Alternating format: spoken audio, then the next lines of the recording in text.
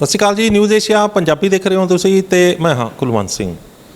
मैं और डॉक्टर अमर सिंह आज़ाद अपना डॉक्टर आप बनो लड़ीवार number 56 be your own doctor episode number 56। अज दे इस लड़ीवार दे विच असीं पिछली अंक की जिहड़ी चर्चा नूं अगे वधाउंदे होए साह लैण दे नाल असीं अपनी उम्र किद्दां वधा सकदे हां, साह लैण दे नाल असीं अपनी अंदर दियां समस्यावां नूं किस तरह आपे हल कर सकते हाँ। तो जो कुछ साडे पुरखे साडे ऋषि मुनि साडे वेदां ग्रंथां दे विच जिस तरह के वर्णन हैगे ने कि साह जिहड़े हैगे ने वो पूरे गिण के आउंदे ने ते किद्दां असीं साह नूं बर्बाद कर लैंदे ते साह जदों बर्बाद हुंदे ने ते अगे चल के किस तरह दीयां समस्यावां पैदा हुंदियां ने। डॉक्टर अमर सिंह आज़ाद ने सानूं कुछ पार्ट उहदा दस्सिआ। आपां हुण इसे लड़ी नूं अगे वधाउंदे होए हुण अगली स्टेज 'च पहुंचांगे भी एडवांस स्टेज दे विच जिहड़ा ओह इस साह दे नाल ਅਸੀਂ ਆਪਣੇ ਕੀ ਫਾਇਦੇ ਲੈ ਸਕਦੇ ਹਾਂ। ਡਾਕਟਰ ਸਾਹਿਬ ਤੁਹਾਡਾ ਨਿਊਜ਼ ਏਸ਼ੀਆ ਪੰਜਾਬੀ ਤੇ ਬਹੁਤ ਸਵਾਗਤ ਹੈ। ਸਤਿ ਸ਼੍ਰੀ ਅਕਾਲ ਜੀ ਸਾਰੇ ਦੋਸਤਾਂ ਨੂੰ। ਡਾਕਟਰ ਸਾਹਿਬ ਬਾਕਮਾਲ ਜਾਣਕਾਰੀ ਸੀ ਪਿਛਲੀ ਵਾਰ ਦੀ ਜਿਹੜੀ ਸੀ ਆਪਾਂ ਕਿਸ ਤਰੀਕੇ ਦੇ ਨਾਲ ਸਾਹ 100 ਸਾਲ ਦੇ ਸਾਹ ਗਿਣੇ ਸੀ 98 ਕਰੋੜ ਕੁਛ ਤੇ ਉਸ ਤੋਂ ਬਾਅਦ ਜੇ 3 ਸਾਹ ਘਟਾਉਂਦੇ ਆ 1 ਮਿੰਟ ਦੇ ਵਿੱਚ ਤਾਂ ਉਹਦੇ ਨਾਲ ਆਪਣੀ ਉਮਰ ਜਿਹੜੀ ਆ ਉਹ 20 ਸਾਲ ਵੱਧ ਸਕਦੀ ਹੈਗੀ ਆ। 20 ਸਾਲ ਉਮਰ ਵੱਧਦੀ ਹੈਗੀ ਆ ਤਾਂ ਅੰਦਰ ਦਾ ਜਿਹੜਾ ਸਿਸਟਮ ਹੈਗਾ ਉਹ ਆਪਣੇ ਆਪ ਜਿਹੜਾ ਉਸ ਨੂੰ ਵਧਾ ਕੇ ਅੰਦਰ ਨੂੰ ਹੋਰ ਬੈਟਰ ਹੋ ਕੇ ਤੇ ਉਹ ਆਪਣੇ ਆਪ ਜਿਹੜਾ ਉਹ ਇੰਜੋਏ ਵੀ ਹੋਏਗੀ, ਉਮਰ ਵਧੇਗੀ ਨਹੀਂ ਹੈਗੀ, ਸਿਰਫ ਇੰਜੋਏਮੈਂਟ ਵੀ ਹੋਏਗੀ। ਤੇ ਉਹ ਸਾਹ ਆਪਾਂ ਕਿਸ ਤਰ੍ਹਾਂ ਘੱਟ ਲੈਣੇ ਨੇ ਇਹਦੀ ਵੀ ਵਿਧੀ ਦੱਸੀ ਸੀ। ਹੁਣ ਐਡਵਾਂਸ ਸਟੇਜ ਦੇ ਵਿੱਚ ਤੁਸੀਂ ਕੀ ਦੱਸਣ ਜਾ ਰਹੇ ਉਹਦੇ ਕੋਲ ਜੀ 3 ਸਟੇਜਸ ਹੁੰਦੀਆਂ ਨੇ, ਸਟੇਜ 1 ਸਟੇਜ 2 ਤੇ ਸਟੇਜ 3। ਜਿਹੜੀ ਆਪਾਂ ਪਿਛਲੀ ਵਾਰੀ ਗੱਲ ਕਰੀ ਸੀਗੀ ਉਹਨੂੰ ਸਮ ਅਪ ਕਰ ਲਈਏ ਥੋੜ੍ਹਾ ਜਿਹਾ ਤਾਂ ਕਿ ਗੱਲ ਕਨੈਕਟ ਹੋ ਜਾਏਗੀ। ਆਪਾਂ ਇਹ ਗੱਲ ਕਰੀ ਸੀ ਕਿ ਜਿਹੜਾ ਸਾਹ ਹੁੰਦਾ ਇਹ ਸਾਡੇ ਤੇ ਬ੍ਰਹਿਮੰਡੀ ਊਰਜਾ ਦੇ ਵਿਚਾਲੇ ਜਾਂ ਕੁਦਰਤ ਦੇ ਵਿਚਾਲੇ ਇੱਕ ਕੜੀ ਹੈ, ਲਿੰਕ ਹੈ, ਜੋੜਦਾ ਸਾਨੂੰ। ਅਤੇ ਉਹ ਸਾਹ ਕਿਉਂਕਿ ਜੋੜਦਾ ਸਾਨੂੰ ਤਾਂ ਜੇ ਅਸੀਂ ਸਾਹ ਦੇ ਰਾਹੀਂ ਸਾਹ ਨੂੰ ਪੌੜੀ ਬਣਾ ਲਈਏ ਤਾਂ ਅਸੀਂ ਜੁੜ ਜਾਂਦੇ ਹਾਂ। ਕਿਉਂਕਿ ਆਮ ਤੌਰ 'ਤੇ ਅਸੀਂ ਬਾਰ-ਬਾਰ ਹੀ ਫਿਰਦੇ ਰਹਿੰਦੇ ਹਾਂ, ਬ੍ਰਹਿਮੰਡੀ ਊਰਜਾ ਨੂੰ ਭੁੱਲ ਭੁਲਾਈ ਜਾਂਦੇ ਹਾਂ। ਬ੍ਰਹਿਮੰਡੀ ਊਰਜਾ ਨੂੰ ਮਤਲਬ ਤੁਸੀਂ ਪਰਮਾਤਮਾ ਵੀ ਕਹਿ ਲਿਆ, ਆਮ ਧਰਮ ਦੀ ਭਾਸ਼ਾ ਜਿਹਨੂੰ ਪਰਮਾਤਮਾ ਕਹਿੰਦੇ ਕਿ ਅਸੀਂ ਪਰਮਾਤਮਾ ਤੋਂ ਬੇਮੁਖ ਹੋ ਜਾਂਦੇ ਹਾਂ। ਤਾਂ ਉਹ ਜਿਹੜਾ ਧਰਮ ਨੇ ਉਹਨੂੰ ਪਰਮਾਤਮਾ ਕਹਿ ਕੇ ਬੇਮੁਖ ਹੋਣ ਦੀ ਗੱਲ ਕੀਤੀ ਹੈ। ਉਹ ਇਹੀ ਹੁੰਦੀ ਹੈ ਕਿ ਜਦੋਂ ਸਾਨੂੰ ਉਹ ਭੁੱਲ ਜਾਂਦਾ ਕਿ ਅਸੀਂ ਉਸੇ ਦਾ ਹੀ ਇੱਕ ਪਾਰਟ ਹਾਂ, ਉਸੇ ਦਾ ਇੱਕ ਰੂਪ ਹਾਂ, ਉਸੇ ਦਾ ਇੱਕ ਕਣ ਹਾਂ। ਅਤੇ ਜਦੋਂ ਕਣ ਆਪਣੇ ਟੋਟਲ ਹੋਲ ਨਾਲ ਮਿਲਦਾ ਤਾਂ ਉਹ ਕਮਾਲ ਦੀ ਸ਼ਕਤੀਆਂ ਆ ਜਾਂਦੀਆਂ ਉਹਦੇ 'ਚ, ਕਿਉਂਕਿ ਹੋਲ ਜਿਹੜਾ ਉਹ ਆਲ ਪਾਵਰਫੁਲ ਹੈ। ਉਹਦੇ ਵਾਸਤੇ ਉਹ ਸਭ ਕੁਛ ਜਿਹੜਾ ਹੈ ਉਹ ਉਹਦੇ 'ਚੋਂ ਨਿਕਲਿਆ ਉਹਦੇ 'ਚ ਸਮਾ ਜਾਂਦਾ। ਤਾਂ ਉਹਦੀ ਜਿਹੜੀ ਊਰਜਾ ਨੂੰ ਜੇ ਅਸੀਂ ਫੁੱਲੀ ਯੂਟੀਲਾਈਜ਼ ਕਰਨਾ ਹੋਵੇ, ਫੁੱਲੀ ਵਰਤਣਾ ਹੋਵੇ ਤਾਂ ਫਿਰ ਉਹਦੇ ਨਾਲ ਕਨੈਕਟ ਹੋਣਾ ਪੈਂਦਾ। ਗੁਰਮੁਖ ਕਿ ਗੁਰੂ ਦੇ ਮੁੱਖ, ਗੁਰੂ ਵੱਲ ਨੂੰ ਮੁੱਖ ਕਰਕੇ ਖੜਨਾ, ਪਿੱਠ ਨਾ ਕਰੋ। ਪਰਮਾਤਮਾ ਵੱਲ ਮੂੰਹ ਕਰਕੇ ਜਦੋਂ ਖੜ੍ਹਦੇ ਹਾਂ ਅਸੀਂ ਤਾਂ ਬਿਲਕੁਲ ਵੱਖਰੀ ਗੱਲ ਹੈ। ਜਦੋਂ ਅਸੀਂ ਪਿੱਠ ਕਰਕੇ ਖੜ੍ਹਦੇ ਹਾਂ ਤਾਂ ਵੱਖਰੀ ਗੱਲ ਹੈ। ਪਿੱਠ ਕਰਨ ਦਾ ਮਤਲਬ ਹੁੰਦਾ ਭੁੱਲ ਜਾਂਦੇ ਹਾਂ ਅਸੀਂ ਉਹਨੂੰ। ਜਦੋਂ ਮੁੱਖ ਕਰਕੇ ਖੜ੍ਹਦੇ ਹਾਂ ਤਾਂ ਇਹਦਾ ਮਤਲਬ ਅਸੀਂ ਉਹਨੂੰ ਹਮੇਸ਼ਾ ਯਾਦ ਰੱਖਿਆ ਹੋਇਆ, ਸਾਡੀਆਂ ਅੱਖਾਂ ਦੇ ਸਾਹਮਣੇ, ਉਹ ਸਾਥੋਂ ਪਾਸੇ ਨਹੀਂ ਹੈ। ਤਾਂ ਇਹ ਜਿਹੜਾ ਇਹ ਤਾਂ ਸ਼ਾਸਤਰਾਂ ਦੀ ਸਮਝ ਸੀਗੀ, ਰਿਸ਼ੀਆਂ ਮੁਨੀਆਂ ਦੀ ਸਮਝ ਸੀ, ਗੁਰੂਆਂ ਦੀ ਸਮਝ ਸੀ, ਉਪਨਿਸ਼ਦਾਂ ਤੋਂ ਲੈ ਕੇ ਗੁਰਬਾਣੀ ਤੱਕ ਜਿਹੜੀ ਹੈਗੀ ਆ ਉਹ ਸਾਰਾ ਇੱਕੋ ਹੀ ਇਸੇ ਸਮਝ 'ਤੇ ਕੰਮ ਕਰਦੇ ਆ ਸਾਰੇ। ਤਾਂ ਉਹ ਬਾਕਮਾਲ ਉਹ ਗਿਆਨ ਸੀਗਾ, ਸੀਗਾ ਨਹੀਂ ਹੈ। ਔਰ ਉਹ ਸਾਨੂੰ ਜੇਕਰ ਅਸੀਂ ਉਸ ਗਿਆਨ ਨੂੰ ਆਪਣੀ ਜ਼ਿੰਦਗੀ 'ਚ ਉਤਾਰ ਲਈਏ ਤਾਂ ਸਭ ਕੁਝ ਸਾਡਾ, ਸਰੀਰਕ ਸਿਹਤ ਵੀ ਹੈ, ਮਾਨਸਿਕ ਸਿਹਤ ਵੀ ਹੈ, ਅਤੇ ਜਿਹੜੀ ਅੰਦਰਲੀ ਬਹੁਤ ਗਹਿਰੀ ਸਿਹਤ ਹੈ, ਸਪਿਰਿਚੁਅਲ ਸਿਹਤ ਜਿਹਨੂੰ ਕਹਿੰਦੇ ਕਿ ਹਰ ਵੇਲੇ ਕਨੈਕਟਡ ਰਹਿਣਾ, ਹਰ ਵੇਲੇ ਇੱਕਮਿਕ ਹੋ ਕੇ ਰਹਿਣਾ, ਵਨਨੈਸ 'ਚ ਰਹਿਣਾ। ਉਹ ਜਦੋਂ ਉਸ ਸਟੇਜ 'ਤੇ ਅਸੀਂ ਪਹੁੰਚਦੇ ਹਾਂ ਤਾਂ ਫਿਰ ਕੋਈ ਬਿਮਾਰੀ ਨਹੀਂ ਖੜ੍ਹ ਸਕਦੀ ਸਾਡੇ ਸਾਹਮਣੇ। ਫਿਰ ਅਸੀਂ ਆਪਣੀ ਜੋ ਕੁਦਰਤ ਦੇ ਨਿਯਮਾਂ ਦੇ ਹਿਸਾਬ ਨਾਲ ਸਾਨੂੰ ਜਿਸ ਢੰਗ ਨਾਲ ਸਾਡੀ ਰਚਨਾ ਹੋਈ ਆ ਉਹ ਸਿਹਤਮੰਦ ਰਹਿੰਦੇ ਹੋਏ ਅਸੀਂ ਪੂਰੀ ਆਪਣੀ ਜ਼ਿੰਦਗੀ ਜਿਹੜੀ ਆ ਉਹ ਕੱਟ ਸਕਦੇ ਹਾਂ। ਅਤੇ ਬਹੁਤ ਐਕਟਿਵ ਰਹਿੰਦੇ ਹੋਏ, ਬਹੁਤ ਜਿਹੜੀ ਹੈਗੀ ਹੈ ਕੁਦਰਤ ਨੂੰ, ਪਰਮਾਤਮਾ ਨੂੰ ਅਤੇ ਜਿਹੜੇ ਆਪਣੇ ਆਲੇ ਦੁਆਲੇ ਸਮਾਜ ਨੂੰ ਸਮਰਪਿਤ ਹੁੰਦੇ ਹੋਏ, ਉਹਦੇ ਕੰਮ ਆਉਂਦੇ ਹੋਏ, ਉਹਦੇ ਲਈ ਕੰਮ ਕਰਦੇ ਹੋਏ ਆਪਣਾ ਸਮੂਹ ਜੀਵਨ ਇੱਕ ਬਹੁਤ ਸਾਰਥਕ ਢੰਗ ਦੇ ਨਾਲ ਜਿਹੜਾ ਉਹ ਆਪਣਾ ਪੂਰਾ ਕਰ ਸਕਦੇ ਹਾਂ। ਨਹੀਂ ਤਾਂ ਕੀ ਹੁੰਦਾ ਕਿ ਅਸੀਂ ਬਿਮਾਰੀਆਂ 'ਚ ਉਲਝ ਜਾਂਦੇ ਹਾਂ, ਸਰੀਰਕ ਬਿਮਾਰੀਆਂ, ਮਾਨਸਿਕ ਬਿਮਾਰੀਆਂ, ਫਿਰ ਆਪਣੇ ਵਿਚਾਰ, ਫਿਰ ਆਪਣੀ ਖੜ੍ਹੇ ਕੀਤੇ ਹੋਏ ਕਈ ਕਿਸਮ ਦੇ ਖਲਜਗਣ ਨੇ ਸਾਡੇ ਦਿਮਾਗ ਦੇ ਅੰਦਰ, ਕਈ ਕਿਸਮ ਦੇ ਭੜਥੂ ਨੇ ਜਿਹੜੇ ਸਾਨੂੰ ਉਲਝਾ ਲੈਂਦੇ ਆ। ਤਾਂ ਉਹ ਜਦੋਂ ਨਹੀਂ ਉਲਝਣਾ ਤਾਂ ਫਿਰ ਉਹਦੇ ਲਈ ਕੀ ਕਰਨਾ ਸੀ, ਉਹਦੇ ਲਈ ਆਪਾਂ ਨੇ ਜਿਹੜੀ ਪਿਛਲੀ ਵੀਡੀਓ 'ਚ ਗੱਲ ਕੀਤੀ ਸੀਗੀ ਕਿ ਸਾਹ ਹੀ ਸਭ ਕੁਝ ਨੇ। ਜੇ ਸਾਹ ਨੂੰ ਅਸੀਂ ਠੀਕ ਢੰਗ ਨਾਲ ਲੈ ਲਈਏ ਤਾਂ ਉਹ ਸਾਹ ਜਿਹੜੇ ਨੇ ਉਹ ਸਾਨੂੰ ਸਿਹਤ ਵੱਲ ਲੈ ਜਾਂਦੇ ਆ। ਆਪਾਂ ਸਾਹ ਦੀ ਗਿਣਤੀ ਦੱਸੀ ਸੀ ਅਤੇ 94 ਕਰੋੜ 60 ਲੱਖ 80 ਹਜ਼ਾਰ ਸਾਹ ਨੋਰਮਲੀ ਲੈਂਦੇ ਹਾਂ ਅਸੀਂ ਪੂਰੇ ਲਾਈਫ ਟਾਈਮ। 100 ਸਾਲ ਦੀ ਲਾਈਫ ਹੁੰਦੀ ਹੈ। ਜੇ ਅਸੀਂ 3 ਸਾਹ ਘਟਾ ਲਈਏ 15 'ਤੇ ਲੈ ਆਈਏ, ਜਿਹੜਾ ਕਿ ਆਰਾਮ ਨਾਲ ਹੋ ਜਾਂਦਾ। ਮੂਮੈਂਟ ਅਸੀਂ ਅੱਖਾਂ ਬੰਦ ਕਰਦੇ ਹਾਂ ਤਾਂ ਸਾਹ ਸਾਡਾ 18 ਤੋਂ 15 'ਤੇ ਆ ਜਾਂਦਾ। ਤਾਂ ਉਹਦੇ 'ਤੇ ਫਿਰ ਉਹਦੇ ਨਾਲ ਜਿਹੜਾ ਹੈਗਾ ਉਸ ਵੇਲੇ ਇੱਕ ਸਿਹਤਮੰਦ ਵਿਅਕਤੀ ਜਿਹੜਾ ਉਹ ਬਿਮਾਰੀਆਂ ਕੈਚ ਨਹੀਂ ਕਰਦਾ। ਅਤੇ ਜਦੋਂ ਆਪਾਂ ਸੋਚਿਆ ਸੀ ਕਿ 15 ਤੋਂ 8 'ਤੇ ਆ ਜਾਈਏ ਜਦੋਂ ਆਪਾਂ, ਤਾਂ ਬਿਮਾਰੀਆਂ ਬਾਹਰ ਕੱਢ ਦਿੰਦਾ। ਤਾਂ ਕਾਮਨ ਮੈਨ ਲਈ ਆਪਾਂ ਪਿਛਲੀ ਵਾਰੀ ਵੀ ਗੱਲ ਕੀਤੀ ਸੀ ਕਿ ਜਿਹੜਾ ਆਮ ਸਧਾਰਨ ਬੰਦਾ ਸਾਡੇ ਵਰਗਾ, ਉਹਦੀ ਇੱਛਾ, ਉਹਦੀ ਤਮੰਨਾ, ਉਹਦੀ ਜਿਹੜੀ ਮੰਜ਼ਿਲ ਹੈ ਉਹ 8 ਤੱਕ ਦੀ ਹੋਣੀ ਚਾਹੀਦੀ ਹੈ। 8 ਤੋਂ ਬਿਯੋਂਡ ਫਿਰ ਬਾਅਦ ਦੀ ਗੱਲ ਹੈ। 8 ਤੱਕ ਜਦੋਂ ਆਉਂਦੇ 8 'ਤੇ ਜਦੋਂ ਬੰਦਾ ਕੋ ਆ ਜਾਂਦਾ 8 ਸਾਹ 1 ਮਿੰਟ ਦੇ ਵਿੱਚ, ਤਾਂ ਉਹਦੀ ਬਿਮਾਰੀ ਜਿਹੜੀ ਹੈ ਸਾਰੀਆਂ ਬਿਮਾਰੀਆਂ ਨੂੰ ਬਾਹਰ ਕੱਢ ਦਿੰਦੀ ਹੈ ਸਰੀਰ ਉਹਦਾ। ਤਾਂ 15 ਤੋਂ 8 'ਤੇ ਆਉਣਾ ਕੋਈ ਬਹੁਤ ਔਖਾ ਸਫ਼ਰ ਨਹੀਂ ਹੈ। ਬਹੁਤ ਸਹਿਜ ਨਾਲ ਹੀ ਜੇ ਥੋੜ੍ਹਾ ਜਿਹਾ ਵੀ ਅਸੀਂ ਸਾਹ ਠੀਕ ਲਈਏ ਤਾਂ 12 'ਤੇ ਤਾਂ ਪਹਿਲੇ ਸ਼ੁਰੂ 'ਚ ਆ ਜਾਂਦੇ ਅਸੀਂ। ਸੋ ਸਫ਼ਰ ਬਹੁਤ ਥੋੜ੍ਹਾ ਰਹਿ ਜਾਂਦਾ 12 ਤੋਂ 8 ਦਾ। ਉਹ ਥੋੜ੍ਹੇ ਜਿਹੇ ਅਭਿਆਸ ਨਾਲ ਅਸੀਂ 8 'ਤੇ ਵੀ ਆ ਸਕਦੇ ਹਾਂ। ਤਾਂ 8 'ਤੇ ਜਦੋਂ ਪਹੁੰਚ ਜਾਂਦੇ ਅਸੀਂ ਤਾਂ ਬਿਮਾਰੀ ਫਿਰ ਨਹੀਂ ਸਾਡੇ ਸਰੀਰ ਨੂੰ ਛੱਡ ਜਾਂਦੀ ਬਿਮਾਰੀ ਨੂੰ ਕੋਈ ਰਹਿ ਸਕਦੀ। ਤਾਂ ਉਹ ਸਫ਼ਰ ਅਸੀਂ ਕਿਵੇਂ ਕਰਨਾ ਹੈ, ਉਹਦੇ ਲਈ ਜਿਹੜੇ ਆਪਾਂ ਅੱਜ ਗੱਲ ਕਰਨੀ ਹੈ ਉਹ 'ਚ 3 ਸਟੇਜਸ ਨੇ। ਸਟੇਜ 1, ਸਟੇਜ 2 ਅਤੇ ਸਟੇਜ 3। ਤਿੰਨਾਂ ਸਟੇਜਾਂ ਨੂੰ ਵੈਸੇ ਤਾਂ 3 ਸਟੇਜਾਂ ਦੀ ਅਲੱਗ-ਅਲੱਗ ਗੱਲ ਕਰਨੀ ਚਾਹੀਦੀ ਹੈ, ਲੇਕਿਨ ਇੱਕ ਵਾਰੀ ਆਪਾਂ ਗੱਲ ਕਰਨ ਖਾਤਰ 3 ਸਟੇਜਾਂ ਦੀ ਕਰਦੇ ਹਾਂ।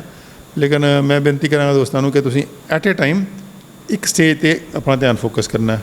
ਦੂਸਰੀ ਸਟੇਜ ਸਿਰਫ ਤੁਹਾਡੇ ਗਿਆਨ ਵਾਸਤੇ ਹੈ। ਤੁਸੀਂ ਉਹਦਾ ਧਿਆਨ ਨਹੀਂ ਦੇਣਾ ਮੰਨ ਲਓ 1 ਤੋਂ ਲੈ ਕੇ 2 ਹਫ਼ਤੇ। ਟੋਟਲ ਆਪਾਂ 6 ਹਫ਼ਤੇ ਲਾਉਣੇ 3 ਸਟੇਜਾਂ 'ਤੇ, 2-2 ਹਫ਼ਤੇ ਲਾ ਲਓ। ਅਤੇ 2 ਹਫ਼ਤੇ ਪਹਿਲੀ ਸਟੇਜ 'ਤੇ ਹੀ ਆਪਣਾ ਧਿਆਨ ਕੇਂਦਰਿਤ ਰੱਖਣਾ ਅਤੇ ਉਹ ਸਟੇਜ ਦਾ ਅਭਿਆਸ ਕਰਨਾ। 2 ਹਫ਼ਤਿਆਂ ਬਾਅਦ ਫਿਰ ਦੂਸਰੀ ਸਟੇਜ ਦਾ ਅਭਿਆਸ ਕਰਨਾ। 2 ਹਫ਼ਤਿਆਂ ਬਾਅਦ ਫਿਰ ਤੀਸਰੀ ਸਟੇਜ 'ਤੇ ਆ ਜਾਣਾ। ਸੋ 6 ਹਫ਼ਤੇ ਲਗਭਗ ਜਦੋਂ ਕਰਾਂਗੇ ਆਪਾਂ ਤਾਂ ਆਪਾਂ ਨੂੰ ਇੱਕ ਪੂਰਨ ਸਮਝ ਆ ਜਾਏਗਾ ਕਿ ਇਹ ਸਾਹਾਂ ਦਾ ਵਿਗਿਆਨ ਹੈ। ਇਹ ਵਿਗਿਆਨ ਹੈ, ਇਹਦੇ ਕੋਈ ਮਿਸਟਰੀ ਨਹੀਂ ਹੈ, ਇਹਦੇ 'ਚ ਕੋਈ ਕਲਾਕਾਰੀ ਨਹੀਂ ਹੈ ਬਹੁਤ ਲੰਬੀ ਚੌੜੀ। ਇੱਕ ਵਿਗਿਆਨ ਹੈ ਕਿ ਜੇ ਸਾਹਾਂ ਦੀ ਗਿਣਤੀ ਘਟ ਜਾਵੇ ਤਾਂ ਅਸੀਂ ਸਿਹਤਮੰਦ ਰਹਿ ਸਕਦੇ ਹਾਂ। ਸਿਹਤਮੰਦ ਨਹੀਂ ਇਕੱਲਾ ਰਹਿ ਸਕਦੇ, ਅਸੀਂ ਸ਼ਾਂਤ ਰਹਿ ਸਕਦੇ ਹਾਂ, ਅਸੀਂ ਸਹਿਜ ਰਹਿ ਸਕਦੇ ਹਾਂ, ਅਸੀਂ ਪੋਜ਼ੀਟਿਵ ਰਹਾਂਗੇ, ਸਾਡੇ ਅੰਦਰ ਨੈਗੇਟਿਵ ਵਿਚਾਰ ਨਹੀਂ ਰਹਿਣਗੇ। ਅਤੇ ਇਹੋ ਜਿਹੇ ਵਿਅਕਤੀਆਂ ਦਾ ਜਿਹੜਾ ਸਮੂਹ ਹੋਏਗਾ, ਸਮਾਜ, ਉਹ ਬੜਾ ਬਾਕਮਾਲ ਹੋਏਗਾ। ਤਾਂ ਦੇਸ਼ ਵੀ ਬਾਕਮਾਲ ਹੋ ਜਾਏਗਾ। ਅਤੇ ਫਿਰ ਪੂਰੀ ਮਨੁੱਖਤਾ 'ਤੇ ਜਦੋਂ ਜਾਏਗਾ ਇਹ ਗੱਲ, ਤਾਂ ਮਨੁੱਖਤਾ ਇਸ ਦਿਸ਼ਾ ਵੱਲ ਜਾ ਰਹੀ ਹੈ। ਔਰ ਕਮਲ ਜੀ ਬਹੁਤ ਖੁਸ਼ੀ ਦੀ ਗੱਲ ਹੈ ਕਿ ਇਤਿਹਾਸ 'ਚ ਪਹਿਲੀ ਵਾਰੀ ਇਹ ਵਾਪਰਿਆ ਜਿੱਥੇ ਕਿ ਪੂਰੀ ਮਨੁੱਖਤਾ ਇਹ ਸਾਰਾ ਕੁਝ ਸਿੱਖ ਸਕਦੀ ਹੈ। ਨਹੀਂ ਤਾਂ ਕੀ ਸੀਗਾ, ਅੱਜ ਤੱਕ ਇਹ ਕਿਹਾ ਜਾਂਦਾ ਸੀ, ਇਹ ਮੰਨਿਆ ਜਾਂਦਾ ਸੀ ਕਿ ਇਹ ਜਿਹੜੀ ਸਾਇੰਸ ਹੈ, ਇਹ ਵਿਗਿਆਨ ਹੈ, ਜਾਂ ਇਹ ਜੋ ਵੀ ਹੈਗੀ ਕਲਾ, ਇਹ ਬਹੁਤ ਚੁਣਵੇਂ ਜਿਹੇ ਲੋਕਾਂ ਦਾ ਅੱਧੇ ਵੱਸ ਦਾ ਰਹੂਗਾ। ਕਿਉਂਕਿ ਬੜੀ ਕੰਪਲੀਕੇਟਡ ਸੀ ਇਹ। ਇਹਨੂੰ ਕਹਿਣ ਦਾ ਢੰਗ, ਇਹਨੂੰ ਦੱਸਣ ਦਾ ਢੰਗ ਇੰਨਾ ਕੁ ਸੀਗਾ ਕਿ ਆਮ ਬੰਦਾ ਜਿਹੜਾ ਸੀਗਾ ਉਹ ਪਹਿਲਾਂ ਹੀ ਹੱਥ ਜੋੜ ਦਿੰਦਾ ਸੀ, ਮੱਥਾ ਟੇਕ ਦਿੰਦਾ ਸੀ ਵੀ ਬਾਬਾ ਜੀ ਤੁਸੀਂ ਹੋ, ਤੁਸੀਂ ਕਰ ਦਿਓ ਜੋ ਕੁਝ ਕਰਨਾ, ਸਾਰੇ ਦੇ ਮਿਹਰ ਕਰੋ। ਅਸਲ 'ਚ ਇਹੋ ਜਿਹੀ ਕੋਈ ਲੋੜ ਨਹੀਂ ਹੈ। ਗੁਰੂ ਤੋਂ ਸਿੱਖਿਆ ਜਾ ਸਕਦਾ ਹੈ, ਲੇਕਿਨ ਜਿਹੜੀ ਤੁਹਾਨੂੰ ਚਲੰਤ ਸ਼ਕਤੀ ਹੈ, ਜਾਂ ਤੁਹਾਨੂੰ ਜਿਹਨੇ ਤੁਹਾਨੂੰ ਸਾਰਾ ਕੁਝ ਕਰਨਾ ਹੈ, ਉਹ ਤੁਹਾਡੇ ਅੰਦਰ ਹੈ।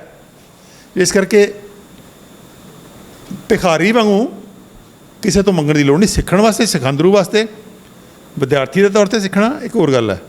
ਲੇਕਿਨ ਭਿਖਾਰੀ ਵਾਂਗੂ ਮੱਥੇ ਟੇਕੀ ਜਾਣਾ ਅਤੇ ਮੰਗੀ ਜਾਣਾ ਵੀ ਤੁਸੀਂ ਕਰ ਦਿਓ ਸਾਡੇ ਲਈ, ਸਾਨੂੰ ਕੋਈ ਧਾਗਾ ਤਵੀਰ ਦੇ ਦਿਓ, ਸਾਨੂੰ ਕੋਈ ਸੁਆਹ ਦੇ ਦਿਓ, ਸਾਨੂੰ ਕੋਈ ਦੇ ਦਿਓ ਤੁਸੀਂ, ਅਸੀਂ ਕੁਝ ਨਹੀਂ ਕਰਨਾ। ਉਹ ਜਿਹੜੀ ਇਸ ਫੇਜ਼ ਹੈ ਉਹ ਸਾਇੰਟੀਫਿਕਲੀ ਵੀ ਗਲਤ ਹੈ, ਉਹਦੀ ਲੋੜ ਵੀ ਨਹੀਂ ਹੈ, ਔਰ ਪੋਸੀਬਲ ਵੀ ਨਹੀਂ ਹੈ। ਕੋਈ ਦੇ ਨਹੀਂ ਸਕਦਾ ਤੁਹਾਨੂੰ ਆਪ ਹੀ ਕਰਨਾ ਪਏਗਾ।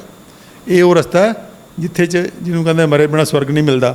ਤਾਂ ਆਪ ਨਾ ਮਰੀਏ ਸਵਰਗ ਨਾ ਜਾਈਏ, ਇਹ ਕਹਾਵਤ। ਤਾਂ ਇਸ ਕਰਕੇ ਜਿਹੜੇ ਸ਼ਾਸਤਰਾਂ ਦੀਆਂ ਕਹਾਵਤਾਂ ਨੇ ਜਿਹੜੀਆਂ ਪੁਰਾਣੀਆਂ, ਇਹ ਬੜੀ ਬਾਕਮਾਲ ਨੇ ਕਿ ਇਸ ਰਸਤੇ ਤੋਂ ਬੈਨੀਫਿਟਸ ਉਹੀ ਕਰ ਸਕਦਾ ਹੈ ਜਿਹੜਾ ਇਸ ਰਸਤੇ ਜਾਣ ਦਾ ਹੌਸਲਾ ਰੱਖਦਾ। ਮੱਥੇ ਜਿੰਨੇ ਮਰਜ਼ੀ ਟੇਕੀ ਜੋ ਕੁਝ ਨਹੀਂ ਪੱਲੇ ਪੈਣਾ। ਜੇ ਤੁਸੀਂ ਇਸ ਰਸਤੇ ਜਾ ਸਕਦੇ ਹੋ ਤਾਂ ਬਹੁਤ ਹੀ ਸਿੰਪਲ ਹੈ। ਔਰ ਆਹ ਜਿਹੜੀ ਬੁੱਕ ਮੇਰੇ ਹੱਥ 'ਚ ਫੜੀ ਹੋਈ ਹੈ, ਮੈਡੀਟੇਸ਼ਨ ਦਾ ਕਿਉਰ, ਇਹ ਨਵੀਨ ਵਰਸ਼ਨਿਆ ਦੀ ਲਿਖੀ ਹੋਈ ਹੈ, ਜਿਵੇਂ ਕਿ ਓਸ਼ੋ ਬਾਰੇ ਕਿਹਾ ਜਾਂਦਾ ਕਿ ਓਸ਼ੋ ਨੇ ਬਹੁਤ ਸਿੰਪਲ ਕਰਤੀ ਮੈਡੀਟੇਸ਼ਨ।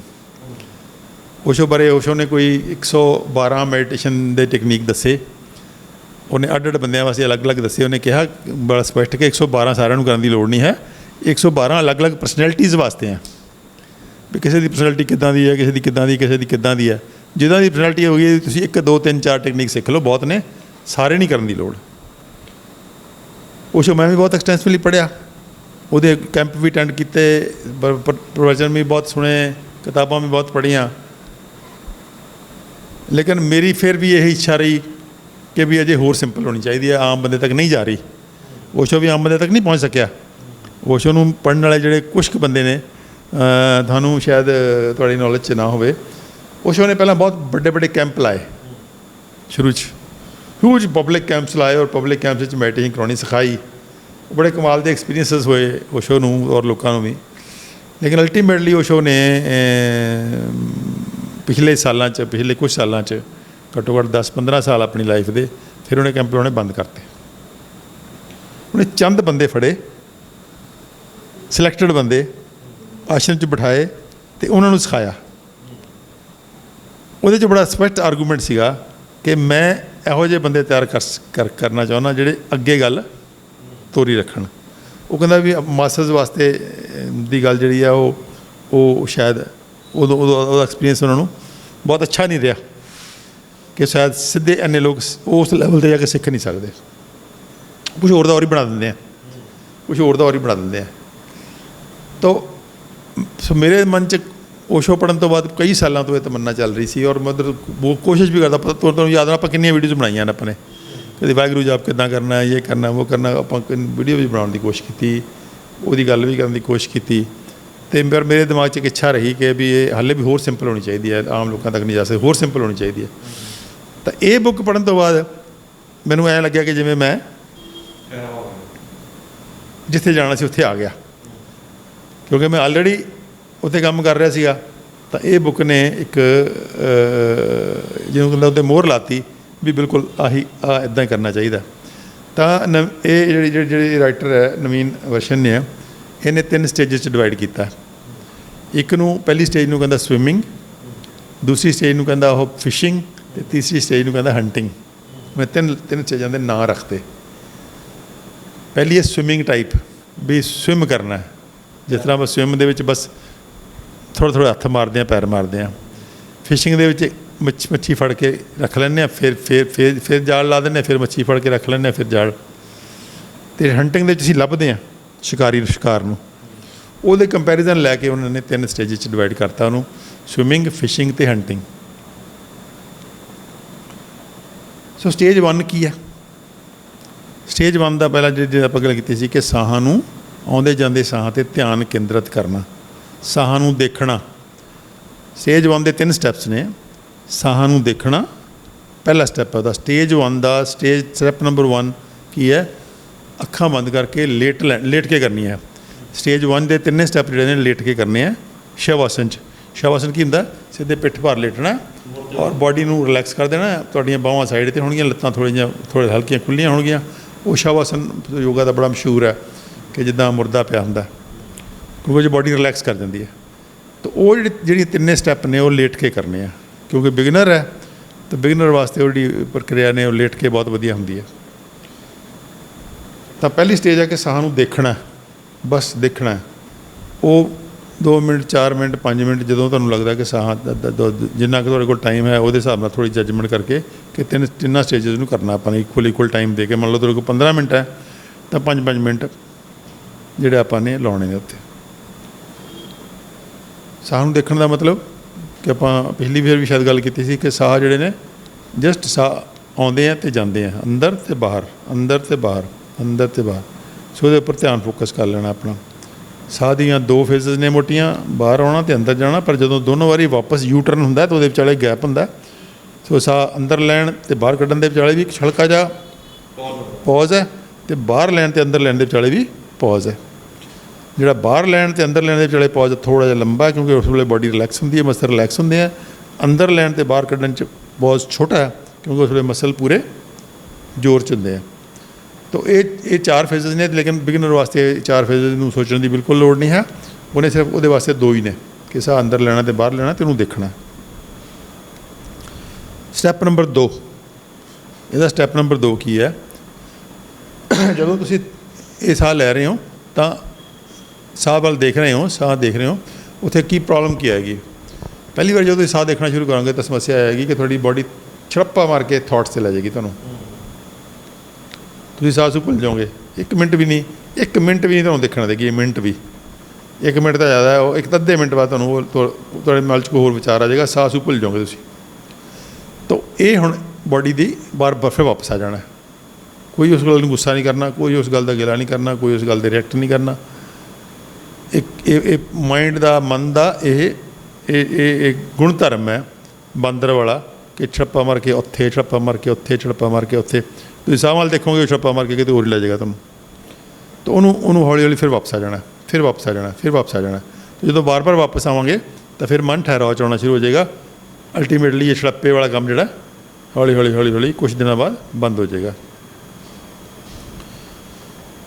तो ये होगी पहली स्टेज। दूसरी स्टेज के उपर साह नूं लंबे करना।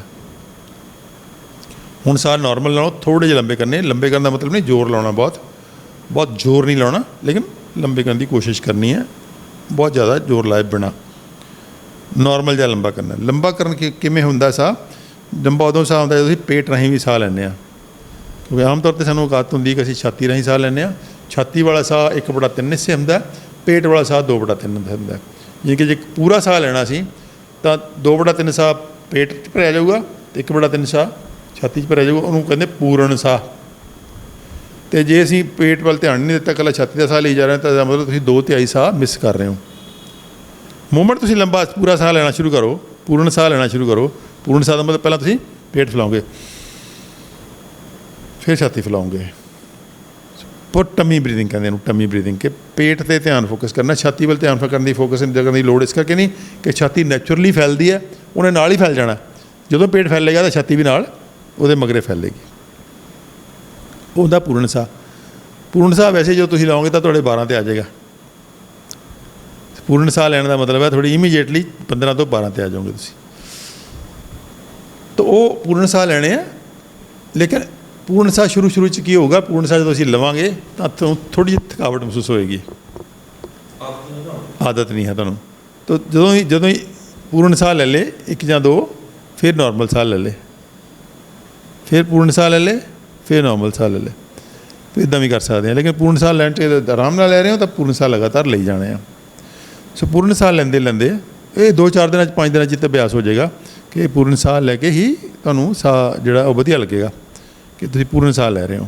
थोड़ी ऑक्सीजनेशन वध गई, तुहानूं रिलैक्स होएगा, बॉडी बहुत कंफर्टेबल होएगी, बॉडी तुहानूं धन्नवाद करेगी कि भी साह तां आ साह हुंदा। एवें पहलां तां मूँह डंग टपाऊ सीगा। वो बहुत लोगों को जिन्होंने ये साह नहीं ना, टमी ब्रीदिंग की आदत नहीं होंदी, तुसीं देखोगे कि विच विच उन्होंने लंबा साह लैना पैंदा, जिन्होंने कहते ठंडे साह भरने, वो हौका लेना। वो क्यों आउंदा हौका? क्योंकि उन्होंने टमी ब्रीदिंग भुल ही जाती है। वो चैस्ट तो साह ले जाते हल्के हल्के हल्के ले जाते, जो कार्बन डाइऑक्साइड इकट्ठी होती खासी सारी, एक बड़ी लंबा साह लंबा साह लैंदी है। तो फिर वो जो साह की घाट होंदी है वो पूरी हो जाती है। उन्होंने कहते ठंडे साह। ये उदों होंदा जदों बंदा थोड़ा टेंशन च होंदा, एंगजाइटी च होंदा जां डिप्रैशन च होंदा, जो बहुत ज़्यादा वो बिल्कुल ही साह तो भटकिया हुआ। सो लंबे साह लेने। सो ये होगी स्टेज नंबर 1 की। Step number 2 number. तीजा स्टैप होंदा अपना साह रोकना। तीजा स्टैप आ गया कि साह अंदर लिया, रोक लिया, फिर छड़ता, फिर लिया, फिर रोक लिया हल्का जा। इत्थे भी वही आप कर सकते हैं। साह जो रोकांगे तो हल्का जा हो सकता तुहानूं थकावट होवे, फिर विच नॉर्मल साह लैन लग जाना। जिथे लगे कि थकावट हो रही है, थोड़ा साह औखा आ रहा, तो 2-3 साह लंबे नॉर्मल ले, फिर लंबा साह ले लिया, फिर 2-3 नॉर्मल ले, फिर सो हौली हौली हौली हौली थानू साह रोकने का भी अभ्यास हो जाएगा, तो तुहानूं कोई दिक्कत नहीं आएगी साह रोकण च। बड़ा साह रोकना हुंदा है, बड़ा कमाल दा प्रक्रिया। मोमेंट तुसीं साह रोकोगे, साह रोकने का मतलब की हुंदा? Death. Death means no thoughts. ਸੋ ਜਦੋਂ ਤੁਸੀਂ ਸਾਹ ਰੋਕਣ ਦਾ ਕਰੋਗੇ ਅਭਿਆਸ ਤਾਂ ਤੁਸੀਂ ਥਾਟਲੈਸਨੈਸ ਚਲੇ ਜਾਓਗੇ, ਥਾਟਸ ਖਤਮ ਹੋ ਜਾਣਗੇ। ਬੋਡੀ ਜਿਹੜੀ ਹੈ ਇੱਕਦਮ ਉਸ ਮੋਡ 'ਚ ਆ ਜਾਏਗੀ। ਬੋਡੀ ਕਹੇਗੀ ਜਾਓ, ਥਾਟਸ ਸੂਟਸ ਬਾਰੇ ਭੁੱਲ ਹੀ ਜਾਏਗੀ, ਉਹ ਸਰਵਾਈਵਲ 'ਤੇ ਆ ਜਾਏਗੀ। ਉਹਨੂੰ ਐਂ ਲੱਗੇਗਾ ਕਿ ਮੇਰਾ ਸਰਵਾਈਵਲ ਖਤਰੇ 'ਚ ਪੈ ਰਿਹਾ, ਵੀ ਸਾਹ ਰੁਕ ਰਿਹਾ। ਤਾਂ ਬੋਡੀ ਥਾਟਸ ਜਿਹੜੇ ਹੁੰਦੇ ਆ ਇਹ ਤਾਂ ਜਿਹਨੂੰ ਕਹਿੰਦੇ ਆ ਫਾਲਤੂ ਦੀ ਲਗਜ਼ਰੀ ਹੈ। ਐਵੇਂ ਫਾਲਤੂ ਹੀ ਆਈ ਜਾ ਰਹੇ ਨਾ ਥਾਟਸ ਬੈਠੇ, ਤੁਹਾਡਾ ਉਹਦਾ ਮਤਲਬ ਤਾਂ ਕੋਈ ਨਹੀਂ ਹੈ। ਤਾਂ ਬੋਡੀ ਉਹ ਲਗਜ਼ਰੀ ਨੂੰ ਭੁੱਲ ਜਾਏਗੀ, ਥਾਟਸ ਉਸ ਨੂੰ ਕਹੇਗੀ ਤੁਸੀਂ ਜਾਓ ਦਫਾ ਹੋ ਤੋਂ, ਤਾਂ ਬੋਡੀ ਸਿਰਫ ਸਰਵਾਈਵਲ 'ਤੇ ਆ ਜਾਏਗੀ। ਤਾਂ ਜਦੋਂ ਤੁਸੀਂ ਸਾਹ ਰੋਕੋਗੇ ਤਾਂ ਤੁਸੀਂ ਪਾਓਗੇ ਕਿ ਤੁਸੀਂ ਥਾਟਲੈਸ ਹੋ ਰਹੇ ਹੋ, ਕਿ ਵਿਚਾਰ ਆ ਹੀ ਨਹੀਂ ਰਹੇ। ਅਤੇ ਥਾਟਲੈਸ ਦਾ ਮਤਲਬ ਹੁੰਦਾ ਬਹੁਤ ਹੀ ਆਨੰਦਮਈ ਸਥਿਤੀ ਹੁੰਦੀ ਹੈ। ਉਹ ਆਪਾਂ ਨੂੰ ਤਾਂ ਲੱਗਦਾ ਵੀ ਥਾਟਲੈਸਨੈਸ ਬੜਾ ਬੋਰ ਹੋਏਗਾ, ਲੇਕਿਨ ਥਾਟਲੈਸਨੈਸ ਤੱਕ ਜਿਹੜੇ ਪੁਰਾਣੇ ਰਿਸ਼ੀ ਮੁਨੀ ਸੀਗੇ ਉਹਨਾਂ ਦੀ ਜਿਹਨੂੰ ਕਹਿੰਦੇ ਸੀ ਉਹ ਇੱਕ ਇੱਛਾ ਹੁੰਦੀ ਸੀ ਕਿ ਕਦੋਂ ਮੈਂ ਥਾਟਲੈਸ ਹੋਊਂਗਾ, ਅਤੇ ਉਹਨੂੰ ਸਮਾਧੀ ਕਹਿੰਦੇ ਸੀ। ਦੈਟ ਇਜ਼ ਸਮਾਧੀ ਦੀ ਅਵਸਥਾ ਕਹਿੰਦੇ ਸੀ, ਵੀ ਜਦੋਂ ਜਿਹੜਾ ਮਨ ਹੈ ਥਾਟਲੈਸ ਹੋ ਗਿਆ, ਜੇ ਵਿਚਾਰ ਮੁਕਤ ਹੋ ਗਿਆ। ਤਾਂ ਉਹ ਵਿਚਾਰ ਮੁਕਤ ਹੋ ਗਿਆ ਦਾ ਮਤਲਬ ਬ੍ਰਹਮੰਡੀ ਊਰਜਾ ਨਾਲ ਜੁੜ ਗਿਆ, ਆਪਣੇ ਮੂਲ ਨਾਲ ਜੁੜ ਗਿਆ। ਮਨ ਤੂੰ ਜੋਤ ਸਰੂਪ ਹੈ, ਆਪਣਾ ਮੂਲ ਪਛਾਣ। ਮੂਲ ਤੁਹਾਡਾ ਕੀ ਹੈ? ਮੂਲ ਤੁਹਾਡਾ ਬ੍ਰਹਮੰਡ, ਤੁਸੀਂ ਬ੍ਰਹਮੰਡ ਦਾ ਹਿੱਸਾ ਹੋ, ਤੁਸੀਂ ਬ੍ਰਹਮੰਡੀ ਸ਼ਕਤੀ ਦਾ, ਪਰਮਾਤਮਾ ਦਾ ਹਿੱਸਾ ਹੋ। ਤਾਂ ਜਿਹੜੀ ਮੂਲ ਹੈ ਉਹਦੇ ਨਾਲ ਜੁੜ ਜਾਂਦਾ। ਥਾਟਸ ਉਹਦੇ ਵਿੱਚ ਬੈਰੀਅਰ ਕ੍ਰੀਏਟ ਕਰਦੇ, ਥਾਟਸ ਉਹਦੇ ਵਿੱਚ ਅੰਦਰ ਅੜਿੱਕਾ ਬਣਦੇ। ਤਾਂ ਇਹ ਹੋ ਗਏ 3 ਸਟੈਪ ਸਟੇਜ ਨੰਬਰ 1 ਦੇ। ਪਹਿਲਾ ਹੋ ਗਿਆ ਨਾਰਮਲ ਬਰੀਥਿੰਗ, ਦੂਸਰਾ ਹੋ ਗਿਆ ਲੰਬੇ ਗਹਿਰੇ ਸਾਹ, ਤੀਸਰਾ ਹੋ ਗਿਆ ਸਾਹ ਰੋਕਣਾ। ਇਹਨਾਂ ਦਾ ਅਭਿਆਸ ਕਰਨਾ ਆਪਾਂ ਨੇ 2 ਹਫ਼ਤੇ। ਬਹੁਤ ਬੰਦਾ ਸਹਿਜ ਹੋਏਗਾ, ਸ਼ਾਂਤ ਮਨ ਦਾ ਹੋਏਗਾ ਤਾਂ 1 ਹਫ਼ਤੇ ਬਾਅਦ ਹੀ ਉਹਨੂੰ ਲੱਗੇਗਾ ਵੀ ਇਹ ਮੈਨੂੰ ਅਭਿਆਸ ਹੋ ਗਿਆ। ਆਪਣੇ ਆਪ ਤੁਹਾਡੀ ਬਾਡੀ ਤੁਹਾਨੂੰ ਦੇਣ ਲੱਗ ਜਾਊਗੀ ਵੀ ਇਹ ਅਭਿਆਸ ਹੁਣ ਹੋ ਗਿਆ, ਹੁਣ ਅਗਲੀ ਸਟੇਜ 'ਤੇ ਚੱਲਦੇ ਹਾਂ। ਲੇਕਿਨ 2 ਹਫ਼ਤੇ ਬਹੁਤ ਹੁੰਦੇ ਆ। 2 ਹਫ਼ਤੇ ਦੇ ਅੰਦਰ 2 ਹਫ਼ਤੇ ਜੇ ਤੁਸੀਂ ਦਿਨ 'ਚ 2 ਵਾਰੀ 3 ਵਾਰੀ 10-10 ਮਿੰਟ 15-15 ਮਿੰਟ ਕਰ ਲਿਆ ਤਾਂ ਤੁਹਾਡੀ ਬਾਡੀ ਜਿਹੜੀ ਆ ਉਹਦਾ ਉਹ ਤਿੰਨਾਂ ਸਟੈਪਸ ਦਾ ਅਭਿਆਸ ਹੋ ਜਾਏਗਾ ਉਹਨੂੰ। ਇਹਨੂੰ ਸਵਿਮਿੰਗ ਕਿਹਾ ਗਿਆ। ਸਵਿਮਿੰਗ ਦਾ ਮਤਲਬ ਸਾਹਾਂ ਦੇ ਨਾਲ ਸਵਿਮ ਕਰਨਾ। ਸਾਹ ਬਾਹਰ ਜਾ ਰਹੇ, ਅੰਦਰ ਜਾ ਰਹੇ, ਸਵਿਮ ਕਰ ਰਹੇ ਹੋ। ਸਵਿਮਿੰਗ ਇਹੀ ਹੁੰਦੀ ਨਾ, ਸਵਿਮਰ ਜਿਹੜਾ ਹੁੰਦਾ ਉਹ ਤੈਰਦਾ। ਤਾਂ ਇਹ ਤੈਰਨਾ ਉਹਨੂੰ ਤਾਂ ਹੀ ਜਿਹੜੀ ਨਵੀਨ ਵਰਸ਼ਨ ਨੇ ਉਹਨੂੰ ਦਾ ਨਾਂ ਦਿੱਤਾ ਸਵਿਮਿੰਗ। ਦੂਸਰੀ ਪ੍ਰਕਿਰਿਆ ਹੈ ਜਿਹਨੂੰ ਆਪਾਂ ਕਹਿੰਦੇ ਹਾਂ ਫਿਸ਼ਿੰਗ। ਫਿਸ਼ਿੰਗ 'ਚ ਕੀ ਉਦੋਂ ਹੀ ਸ਼ੁਰੂ ਕਰਨਾ ਨਾਰਮਲ ਸਾਹ। ਪਹਿਲੇ 3 ਸਟੈਪ ਉਹ ਸ਼ਾਰਟ ਕਰ ਦੇਣੇ ਆ। ਨਾਰਮਲ ਸਾਹ, ਲੰਬੇ ਸਾਹ ਰੋਕਣਾ, ਫਿਰ ਇਹ ਤਾਂ ਕੁਇਕਲੀ ਪਾਸ ਕਰਕੇ ਉਹਦਾ ਅਗਲਾ ਸਟੈਪ ਆ ਗਿਆ ਕਿ ਆਪਣਾ ਜਿਹੜਾ ਧਿਆਨ ਹੈ ਉਹ ਮੂਲਾਧਾਰ ਕੇਂਦਰ 'ਤੇ ਕੇਂਦਰਿਤ ਕਰ ਦੇਣਾ। ਮੂਲਾਧਾਰ ਕੇਂਦਰ ਕਿੱਥੇ ਹੈ? ਪੋਟੀ ਅਤੇ ਸੁਸੂ ਵਾਲੀ ਥਾਂ ਦੇ ਵਿਚਾਲੇ। ਉਹ ਕਿੱਦਾਂ ਪਤਾ ਲੱਗਦਾ? ਜਦੋਂ ਆਪਾਂ ਪੋਟੀ ਵਾਲੀ ਥਾਂ ਨੂੰ ਉੱਪਰ ਖਿੱਚਦੇ ਹਾਂ ਆਪਾਂ ਪੋਟੀ ਵਾਲੇ ਮਸਲ ਨੂੰ, ਤਾਂ ਉੱਥੇ ਤੁਹਾਨੂੰ ਇੱਕ ਫੀਲਿੰਗ ਹੋਏਗੀ, ਉਹਨੂੰ ਕਹਿੰਦੇ ਮੂਲਾਧਾਰ। ਇਹ ਮੂਲਾਧਾਰ ਸੈਂਟਰ ਜਿਹੜਾ ਹੁੰਦਾ ਹੈ ਇਹ ਬਾਡੀ ਦੀ ਊਰਜਾ ਦਾ ਮੇਨ ਸਵਿੱਚ ਹੈ। ਕਿ ਜਿਹੜੇ ਮੂਲਾਧਾਰ ਹੈ, ਫਿਰ ਸਵਾਦਿਸਤਾਨ ਹੈ, ਫਿਰ ਮਨੀਪੁਰ ਹੈ 3, ਇਹ 4, ਇਹ 5, ਇਹ 6 ਅਤੇ ਇਹ 7 ਚੱਕਰ ਨੇ ਸਾਡੀ ਊਰਜਾ ਦੇ। 7 'ਚੋਂ ਜਿਵੇਂ ਮੂਲਾਧਾਰ ਨੂੰ ਉਹਦਾ ਬਾਡੀ ਦਾ ਮੇਨ ਸਵਿੱਚ ਕਿਹਾ ਜਾਂਦਾ ਕਿ ਇਹ ਅਗਰ ਤੁਸੀਂ ਐਕਟੀਵੇਟ ਕਰ ਲਓ ਤਾਂ ਬਾਕੀ ਸੈਂਟਰ ਤੁਹਾਡੇ ਆਟੋਮੈਟਿਕਲੀ ਐਕਟੀਵੇਟ ਹੋਣੇ ਸ਼ੁਰੂ ਹੋ ਜਾਂਦੇ ਆ। ਤਾਂ ਆਪਣਾ ਤਾਂ ਮੂਲਾਧਾਰ ਕੇਂਦਰ 'ਤੇ ਕਰਕੇ ਫਿਰ ਸਵਾਸ ਲੈਣੇ ਆ। ਚਾਹੇ ਤੁਸੀਂ ਨਾਰਮਲ ਸਵਾਸ ਲੈ ਲਓ, ਚਾਹੇ ਤੁਸੀਂ ਲੰਬੇ ਸਵਾਸ ਲੈ ਲਓ, ਚਾਹੇ ਸਾਹ ਰੋਕ ਕੇ ਲੈ ਲਓ, ਪ੍ਰਕਿਰਿਆ ਉਹੀ ਹੈ। ਲੇਕਿਨ ਉਹਦੇ ਨਾਲ ਐਡ ਕੀ ਕਰ ਲੈਣਾ? ਧਿਆਨ ਕੇਂਦਰ ਕਰ ਲੈਣਾ ਮੂਲਾਧਾਰ ਕੇਂਦਰ 'ਤੇ। ਮੂਲਾਧਾਰ ਕੇਂਦਰ ਉਹੀ ਰੱਖਣੇ, ਉਹੀ ਤਿੰਨੇ ਸਟੈਪ ਨੇ। ਤਿੰਨਾਂ 'ਚੋਂ ਹੁਣ ਤੁਹਾਡੀ ਚੋਇਸ ਹੈ, ਤੁਹਾਨੂੰ ਉਹਦੇ 'ਚ ਕੋਈ ਹੁਣ ਜ਼ਰੂਰੀ ਨਹੀਂ ਵੀ 3 ਰੱਖਣੇ ਆ। ਹੁਣ ਤੁਹਾਨੂੰ ਨਾਰਮਲ ਬਰੀਥਿੰਗ ਕਰਕੇ ਕਰਨ ਦਾ ਮਨ ਕਰ ਰਿਹਾ, ਨਾਰਮਲ ਬਰੀਥਿੰਗ ਕਰੀ ਜਾਓ। ਥੋੜ੍ਹਾ ਜਿਹਾ ਲੰਬੇ ਕਰਨ ਨੂੰ ਕਰ ਰਿਹਾ, ਲੰਬੇ ਕਰ ਲਓ। ਤੁਸੀਂ ਥੋੜ੍ਹਾ ਰੁਕਣਾ ਚਾਹੋ, ਲੇਕਿਨ ਧਿਆਨ ਕਿੱਥੇ ਕੇਂਦਰਿਤ ਕਰਨਾ? ਮੂਲਾਧਾਰ। ਮੂਮੈਂਟ ਤੁਸੀਂ ਮੂਲਾਧਾਰ ਕੇਂਦਰ 'ਤੇ ਧਿਆਨ ਕੇਂਦਰਿਤ ਕਰਦੇ ਹੋ ਤਾਂ ਤੁਹਾਡਾ ਹੋਰ ਗਹਿਰਾਈ ਚਲੇ ਜਾਂਦੇ ਹੋ ਤੁਸੀਂ। ਤੁਹਾਡੇ ਅੰਦਰ ਥਾਟਸ ਜਿਹੜੇ ਨੇ ਉਹ ਫਿਰ ਜਿਹੜਾ ਹੋਰ ਗਹਿਰੇ ਮਨ ਚਲੇ ਗਿਆ, ਯਾਨੀ ਕਿ ਸਬ ਕੌਂਸ਼ੀਅਸ ਮਾਈਂਡ 'ਚ ਐਂਟਰ ਹੋ ਗਏ ਤੁਸੀਂ। ਹੁਣ ਤੁਸੀਂ ਸਬ ਕੌਂਸ਼ੀਅਸ ਮਾਈਂਡ 'ਚ ਐਂਟਰ ਹੋ। ਸਬ ਕੌਂਸ਼ੀਅਸ ਮਾਈਂਡ ਸਮੁੰਦਰ ਹੈ। ਤੁਹਾਡੇ ਕੌਂਸ਼ੀਅਸ ਮਾਈਂਡ ਦੇ ਮੁਕਾਬਲੇ 'ਚ ਸਬ ਕੌਂਸ਼ੀਅਸ ਮਾਈਂਡ ਜਿਹੜਾ ਉਹ ਸਮੁੰਦਰ ਹੈ। ਸਬ ਕੌਂਸ਼ੀਅਸ ਮਾਈਂਡ ਤੁਹਾਡਾ ਉੱਪਰਲੀ ਜਿਵੇਂ ਸਮੁੰਦਰ ਦੀ ਲਹਿਰ ਹੈ, ਉਹ ਕੌਂਸ਼ੀਅਸ ਮਾਈਂਡ ਹੈ, ਅਤੇ ਸਮੁੰਦਰ ਸਬ ਕੌਂਸ਼ੀਅਸ ਮਾਈਂਡ ਹੈ। ਯਾਨੀ ਕਿ ਲਹਿਰ ਜਿਹੜੇ ਬਾਹਰ ਦਿਖ ਰਹੀ ਹੈ ਉਹ ਲਹਿਰ ਹੈ, ਉਹ ਕੌਂਸ਼ੀਅਸ ਮਾਈਂਡ ਹੈ। ਤਾਂ ਸਬ ਕੌਂਸ਼ੀਅਸ ਮਾਈਂਡ ਇੱਕ ਬਹੁਤ ਬੜਾ ਸਮੁੰਦਰ ਹੈ। ਜਦੋਂ ਸਬ ਕੌਂਸ਼ੀਅਸ ਮਾਈਂਡ ਚਲੇ ਗਏ ਤਾਂ ਤੁਹਾਡੇ ਮਨ 'ਚ ਉੱਥੇ ਤੁਹਾਨੂੰ ਵਿਚਾਰ ਆਉਣਗੇ। ਕੁਛ ਵਿਚਾਰ ਆਉਣਗੇ, ਜਿਹੜੇ ਵਿਚਾਰ ਪਹਿਲਾਂ ਕਿਹੜੇ ਆਉਣਗੇ ਜਿਹੜੇ ਵਿਚਾਰ ਤੁਹਾਨੂੰ ਡਿਸਟਰਬ ਕਰ ਰਹੇ ਆ, ਜਿਹੜੇ ਵਿਚਾਰ ਤੁਹਾਨੂੰ ਤੰਗ ਕਰ ਰਹੇ ਆ, ਜਿਹੜੇ ਵਿਚਾਰ ਤੁਹਾਨੂੰ ਤੁਹਾਡੀ ਕੋਈ ਸੁਲਝਾਉਣ ਵਾਲੇ ਆ ਜਾਂ ਹੱਲ ਕਰਨ ਵਾਲੇ ਆ, ਉਹ ਆਉਣਗੇ। ਹੁਣ ਇੱਥੇ ਕੀ ਕਰਨਾ ਹੈ ਕਿ ਹਰ 5 ਮਿੰਟ ਬਾਅਦ ਜਿਹੜਾ ਵਿਚਾਰ ਆ ਗਿਆ ਜਦੋਂ ਵੀ, ਤਾਂ ਉਦੋਂ ਉਸ ਪ੍ਰਕਿਰਿਆ ਨੂੰ, ਸਾਹ ਵਾਲੀ ਪ੍ਰਕਿਰਿਆ ਨੂੰ ਉੱਥੇ ਰੋਕ ਕੇ ਕਾਗਜ਼ ਪੈਨ ਕੋਲੇ ਰੱਖਣਾ ਤੇ ਉਹਨੂੰ ਨੋਟ ਕਰ ਲੈਣਾ। ਨੋਟ ਨਾ ਵੀ ਕਰੋ ਤਾਂ ਵੀ ਸਰ ਜਾਂਦਾ, ਲੇਕਿਨ ਪ੍ਰੋਬਲਮ ਇਹ ਹੁੰਦੀ ਹੈ ਕਿ ਜਦੋਂ ਤੁਸੀਂ ਇਸ ਪ੍ਰਕਿਰਿਆ 'ਚੋਂ ਲੰਘਦੇ ਹੋ ਤਾਂ ਬਹੁਤ ਵਾਰੀ ਜਦੋਂ ਤੁਸੀਂ ਵਾਪਸ ਆਉਂਦੇ ਹੋ ਤਾਂ ਤੁਸੀਂ ਭੁੱਲ ਜਾਂਦੇ ਹੋ ਕਿ ਥਾਟ ਆਇਆ ਕੀ ਸੀਗਾ। ਤਾਂ ਇਸ ਕਰਕੇ ਬੈਸਟ ਪ੍ਰਕਿਰਿਆ ਹੈ ਕਿ ਆਪਣਾ ਕਾਗਜ਼ ਕਲਮ ਰੱਖੋ ਅਤੇ 2 ਲਾਈਨਾਂ 'ਚ ਲਿਖ ਲਓ ਵੀ ਥਾਟਸ ਕੀ ਆਇਆ ਸੀ, ਤਾਂ ਕਿ ਬਾਕੀ ਫਿਰ ਤੁਹਾਨੂੰ ਯਾਦ ਆ ਜਾਏਗਾ ਕਿ ਮੈਨੂੰ ਆਹ ਵਿਚਾਰ ਆਇਆ ਸੀਗਾ। ਫਿਰ ਵਾਪਸ ਚਲੇ ਜਾਓ ਉਸੇ ਪ੍ਰਕਿਰਿਆ 'ਚ। ਫਿਰ ਅੱਖਾਂ ਬੰਦ ਕਰ, ਇਹ ਸਟੇਜ ਨੰਬਰ 2 ਜਿਹੜੀ ਹੈ ਬੈਠ ਕੇ ਕਰਨੀ ਹੈ, ਇਹ ਲਿਟ ਕੇ ਨਹੀਂ ਕਰਨੀ, ਇਹ ਸਿੱਧੇ ਬੈਠ ਕੇ ਕਰਨੀ ਹੈ, ਸਪਾਈਨ ਸਿੱਧੀ ਰੱਖ ਕੇ। ਅਤੇ ਕਿਹੜੇ ਆਸਨ ਕਿਸ 'ਚ ਬੈਠਣਾ? ਸਿੱਧਾ ਆਸਨ ਕਹਿੰਦੇ ਉਹਨੂੰ। ਸਿੱਧਾ ਆਸਨ ਦਾ ਮਤਲਬ ਇੱਕ ਟੰਗ ਅੰਦਰ ਮੋੜ ਕੇ ਦੂਜੀ ਟੰਗ ਉਹਦੇ ਉੱਪਰ ਰੱਖ ਲੈਣੀ, ਸਿੱਧਾ ਆਸਨ। ਜਾਂ ਚੌਂਕੜੀ ਸੁੱਖ ਆਸਨ ਕਹਿੰਦੇ ਆਪਾਂ।